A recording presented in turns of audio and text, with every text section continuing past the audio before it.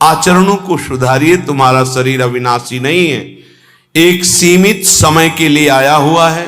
ये दिमाग में बैठा लीजिए, इसको जाना है, इसको छोड़ना है, शरीर को नष्ट होना है, आज नहीं तो कल।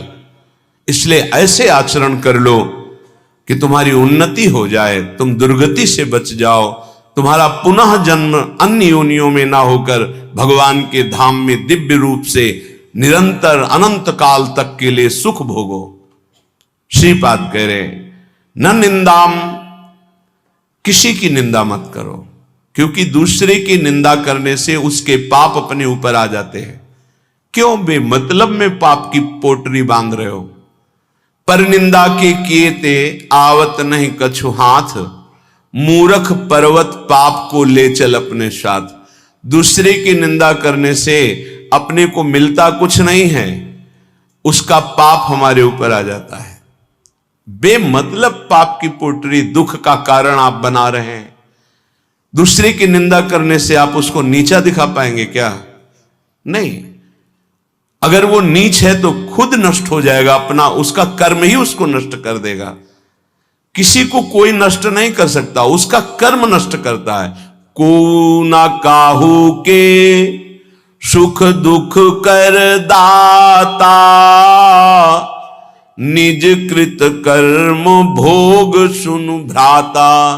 हे भाई, यहां कोई किसी को सुख दुख नहीं देता, अपना कर्म ही दूसरे की खोपड़ी में बैठकर जबरदस्ती हमारा मंगल करवा देगा। हमारा कर्म, हम क्यों किसी की निंदा करके अपने पापों को बढ़ाएं?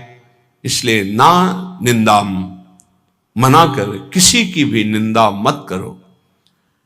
और कह रहे ना स्तुतिम, किसी की स्तुति भी मत करो, प्रशंसा। क्यों? क्योंकि किसी व्यक्ति के गुण से प्रभावित होना संसारिकता है।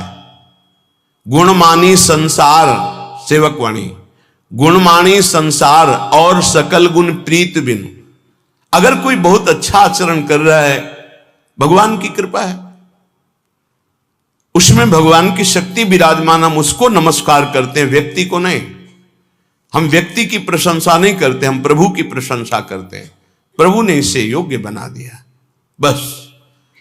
अगर किसी व्यक्ति से हम प्रभावित होते हैं तो प्रभु से प्रभावित होने वाला महत्व अंदर जो बैठना चाहिए कि सर्वलोक महेश्वर भगवान हमारे स्वामी हैं, यह हट जाएगा।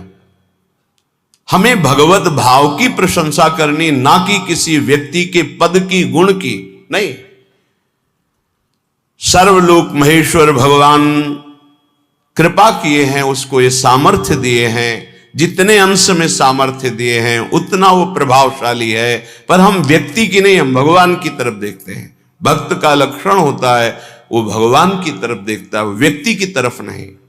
तो हमारी कोई बहुत बड़ाई कर दे, भलाई कर दे, कोई वस्तु दे दे, कोई मनोनुकूल कार्य कर दे, तो हम श्री भगवान की तरफ देखते हैं, प्रियाजू की तरफ देखते हैं, उस व्यक्ति की तरफ नहीं देखते कि धन्यवाद आपने, ये संसारिकता है, आपने बहुत बड़ा काम कर दिया, धन्यवाद। नहीं, जय हो प्रियाजू की, इसको निमित्त बनाकर प्रियाजू ने कार्य करा। हमारी आसक्ति प्रियाजू में, किसी व्यक्ति में नहीं।